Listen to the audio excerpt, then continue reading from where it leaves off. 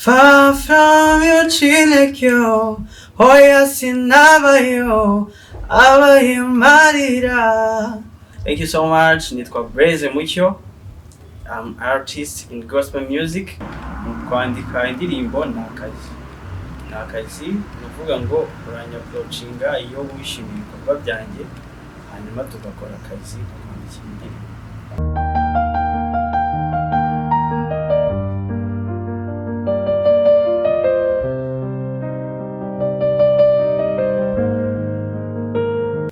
Twongeye kubasuhuza aho muri hose amajyepfo, amajyaruguru, iburengerazuba ndetse n'iburasirazuba n'abari mu mujyi wa Kigali. Turabasuje tubifuriza amahoro y'Imana gukomeza kubana natwe hano kuri YouTube channel yacu bita Ishya Entertainment. Tugiye kuzatubana umunsi ku munsi, tuzatubazanira abatumirwa harimo abafite impano zigiye zitandukanye ndetse n'abafite testimony. Tugiye kuzatunaganira ku byateza imbere igihugu cyacu ndetse no ku byateza imbere ku rubyiruko.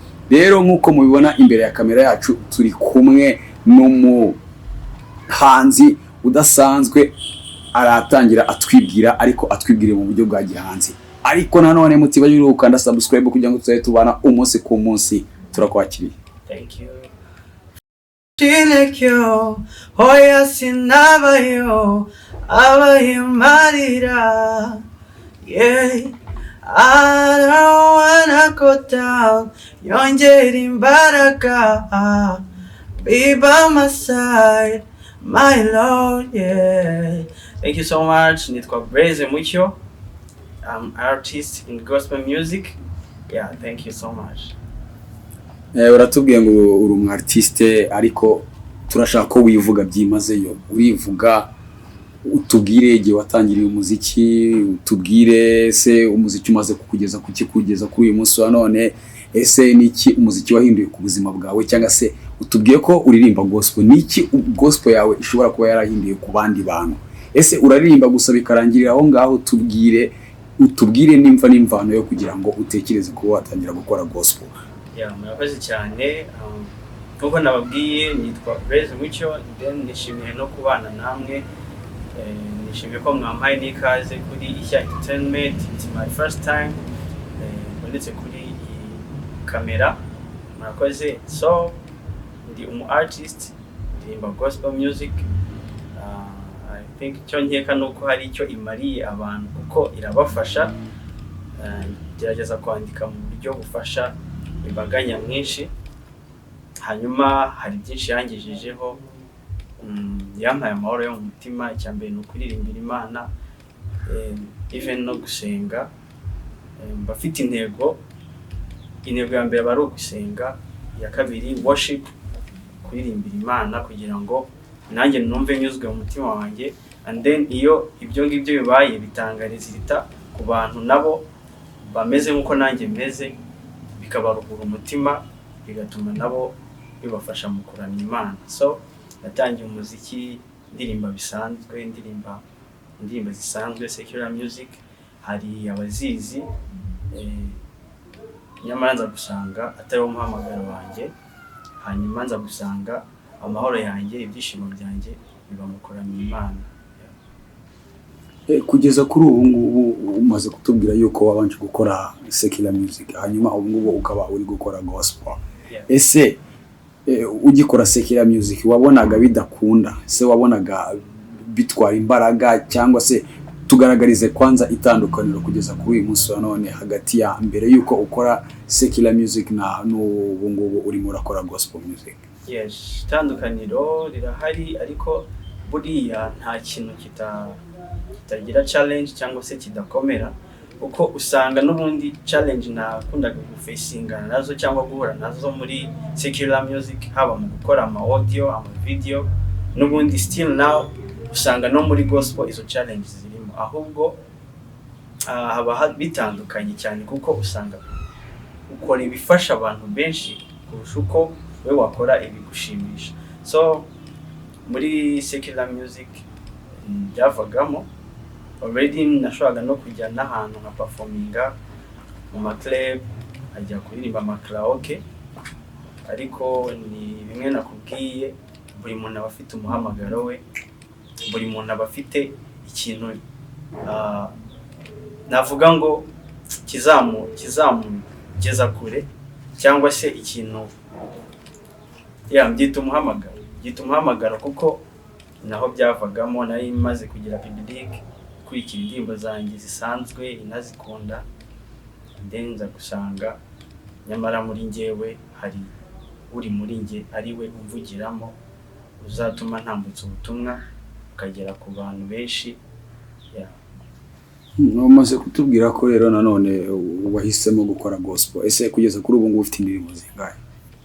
Kugeza kuri ubu ngubu indirimbo mfite hanze za gospel ni indirimbo 4. Ubwo zakaba ari 5 gusa, hari 4 na nimwe ifite version y'ikinyarwanda igiswahili. Ukomeje kuganuka igiswahili muri iyi minsi, abanyarwanda murimo murakora igiswahili cyane. Ni ikihe kintu gituma mugira spirit yo gukora igiswahili? Ese kuki mudakomeza gukora ikinyarwanda? Ni mu rwego rw'ivugabutumwa, ntabwo tuzavuga ubutumwa mu Rwanda gusa, si n'igiswahili gusa, duteganya yuko dushobora gukurikirwa n'abantu batuye isi. So ni muri urwo rwego rero, n'ubwo buryo dukora mu ndimi zitandukanye kugira ngo ubutumwa bw'expanding bwe bwagera kure. Hanyuma watubwiye kuri n'umwanditsi w'indirimbo. Hari indirimbo, hari abantu ushobora kuba umaze kuba wakwandikira indirimbo? Yego. Okay, ni sawa cyane.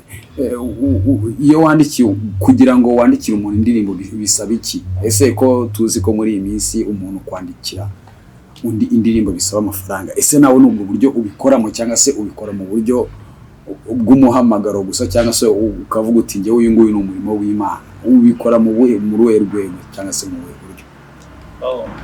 Kwandika indirimbo ni akazi, uvuga ngo uranyapproachinga iyo wishimiye ibikorwa byanjye, hanyuma tugakora akazi kwandikira indirimbo. Yego. Niki uduteganyiriza rero mu minsi iri imbere?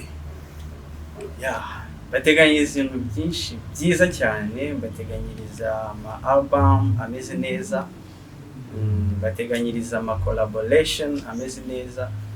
Mbega muri make Imana izagenda icoboza kubaha ibintu byiza cyane kubera ko n'ubutumwa bwayo turi kuvuga.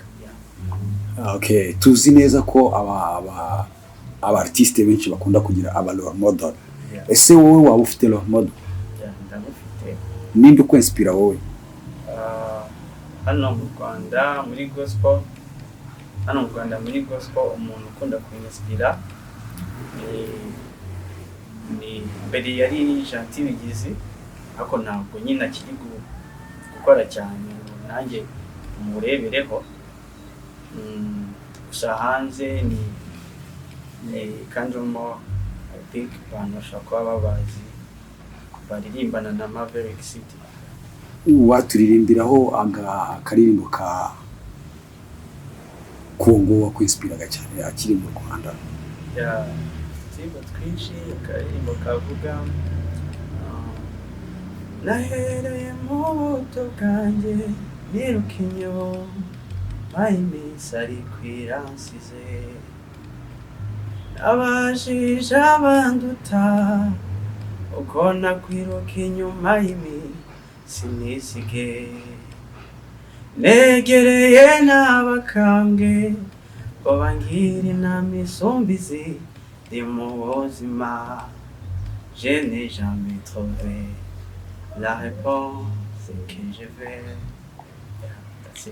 Asante sana. Ntabwo rero turi gutandukane utagize ikintu ubwira urubyiruko rugenzi rwawe, yaba ari abatari muri gospel ndetse yaba ari no muri gospel. Uragira inama urubyiruko muri rusange, hanyuma wongere ugire ikintu wabwira abahanzi bagenzi bawe? Cyo navuga God before, cyatse kuvuga ko mu bintu byose waba ukora Imana uyibanze imbere, haba muri kariyeri iyo ari yose, haba gospel, haba secular, haba n'izindi movement ukora, put God before.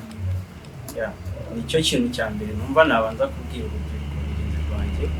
Nashira Imana imbere, n'ibindi byose bizagenda biza, uzagenda wunguka ubundi bumenyi, ugende wunguka ubutunzi, uzunguka byose, uzunguka inshuti, mu Mana niho habamo byose. So ku bakora gospel, ku bakora sekira, nabwira courage kuko buri muntu afite umuhamagaro we kandi abafite ibintu bizamugeza kuri. So work hard, mukore mutikoresheje kuko muri Rwanda turimo nyine cyangwa se n'isi yose turimo muri rusange, ikintu cya mbere ni gukora cyane kugira ngo ugere aho ugera. Hanyuma ni iyihe nama ushobora kuba wagira abahanzi bagenzi bawe baririmba gospel? Inama nagira abahanzi bagenzi banjye baririmba gospel, trying cyangwa se bagerageze kuririmba ibintu nabo bibarimo kugira ngo bize kugira n'icyo bifasha sosiyete ibakurikira. Bagerageze kuririmba nyine ibintu baturukamo biri deep muri bo kugira ngo bitange n'ubutumwa byoroshye. Uko byagenda uko ariko kose nk'uko umaze kutubwira neza ko ufite indirimbo enye, ibyo ufite n'abafana, ni iki kintu wabwira abafana bawe tugana ku musozo? Abafana banjye ndabakunda cyane ndabakunda cyane, nicyo kintu nababwira, komeze kunshyigikira kugira ngo nanjye mbe najya kundi rwego. Turabashimiye cyane, twongera kubibutsa gukora subscribe kugira ngo tuzajye tubana umunsi ku munsi. Imana ikomeze kubana namwe ibihe n'ibihe.